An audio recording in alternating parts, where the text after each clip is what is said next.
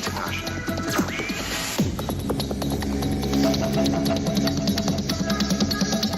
Canal International.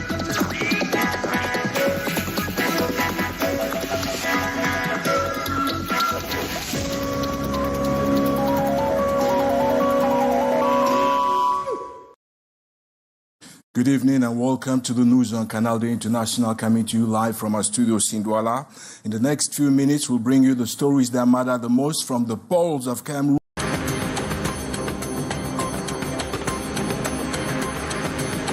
Of cesium dies after falling from 8 girls. Bartenders ramp up prices of alcoholic beverages, define government directives not to increase prices. And as consumers grapple with the nationwide increase, beer consumers in Bamenda are already afraid of casting their drum are reported to be neck and neck. From the banks of Rivalry, the 6:15 news comes up live in a split second with prime-time anchorman Tariki Divine Ramsey Jr. Canal International. Today, a 6th grade student at the Dido Bilingual High School in Douala was found dead. While the cause of death remains to be determined, the family is asking questions. The bloodstains marking at government's bilingual high school, Dido, in Douala. The victim, a 10-year-old girl in Form 1, had reportedly been swinging from the handball court pool with her feet dangling when she lost her grip. As she fell, the pool also collapsed, striking her.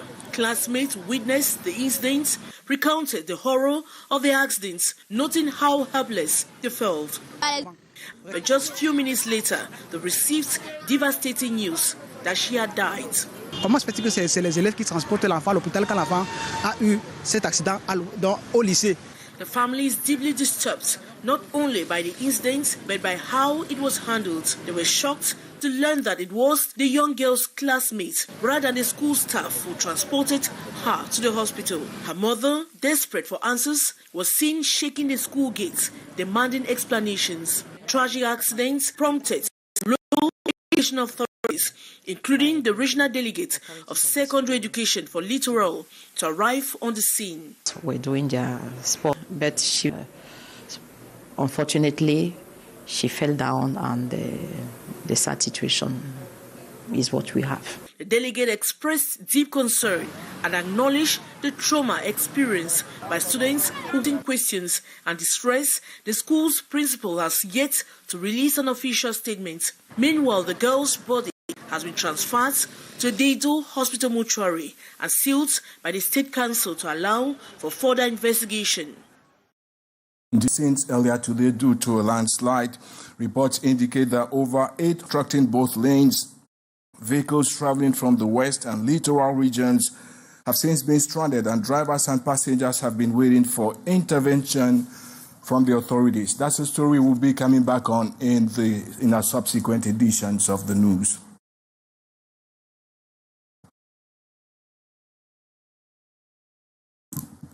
The price surge in Bamenda region hike the prices further, frustrating consumers. Ambo Gladys, Annie Collins.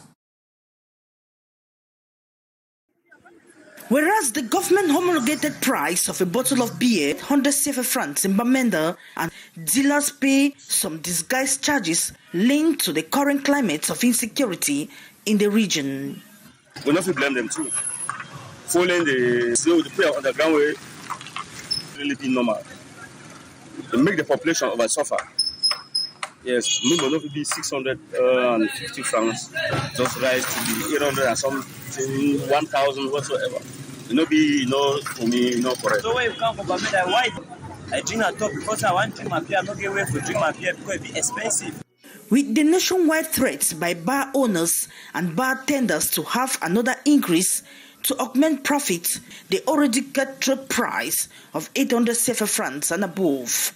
I alone, I'm not more drinking beer because I prefer to buy my water for 50 and drink rather than spending 800 francs for beer.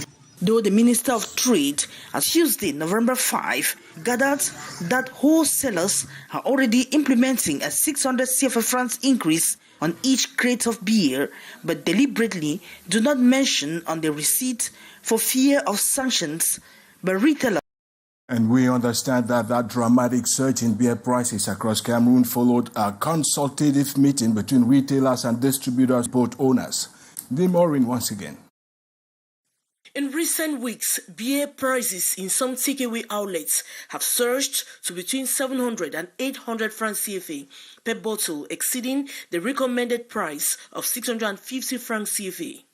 Many consumers are calling the increase excessive and even exploitative. Ce n'est pas normal. Normalement, même à 25 francs, on ne peut pas perdre sur le maïs. As Rosaline raises her bottle of beer, she expresses her disappointment at the unexpected cost. She says she just paid 700 francs, that is 50 francs more than what she used to pay. She remarks with a hint of bitterness. Quand je mangeais midi et buvais mes deux bières avec, mais maintenant je suis incapable.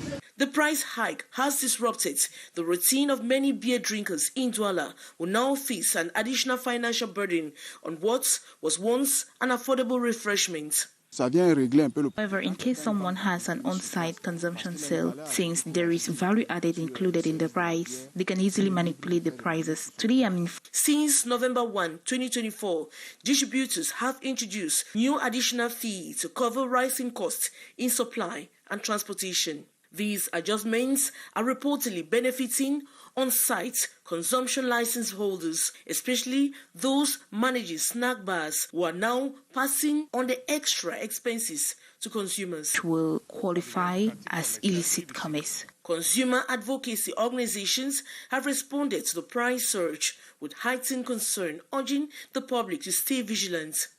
They argue that the rising beer costs could signal a broader trend in price increases affecting basic consumer goods. On November 4, the Ministry of Commerce issued a statement emphasizing that they recommended the public amidst growing unrest over inflated costs at local outlets. Yaoundé, following what he terms illegal and unilateral increase in beer prices. Magloire Atangana emphasized in the community government for those found in violation. To politics, the education and healthcare sector, they expand health coverage hard to reach for many Cameroonians. The much-talked universal primary education in public schools remain an illusion. Parent-Teacher Association, the PTA levy, continue to increase every year, makes it difficult for millions of families to access this education today. While the primary and secondary school are balancing the no fees to PTA levies, the New Deal government in 42 years is vaunting about an expanding higher education system. Universities and higher institutions multiplying across the country, from one mother university, University of Yaoundé 1. Aujourd'hui, Today, Cameroon has 11 state universities, 500 private higher institutions of learning. Growing, with the university enterprise spirit now in place, which permits the universities to be closer to realities and to contribute efficiently to the growth of the country. Laudable progress that unfortunately still carries the question that has stood the grounds for long: high rate of youth unemployment. The health sector still lags behind also. Patients continue to wait in hospital corridors, and public health remain a major concern. Health center till date. Universal health coverage, the announced breakthrough, is still to manifest itself. Prove its worth as shortcomings are visible, according to health economist Albert Z. Between education, but for the New Deal to offer Cameroonians basic services worthy of the name. And over 42 years under the leadership of President Paul Biya, Cameroon has witnessed significant shifts in its political and democratic evolution, and that's been marked by both progress and challenges. Up next, Chia Haisin analyzes the country's political evolution since 1982.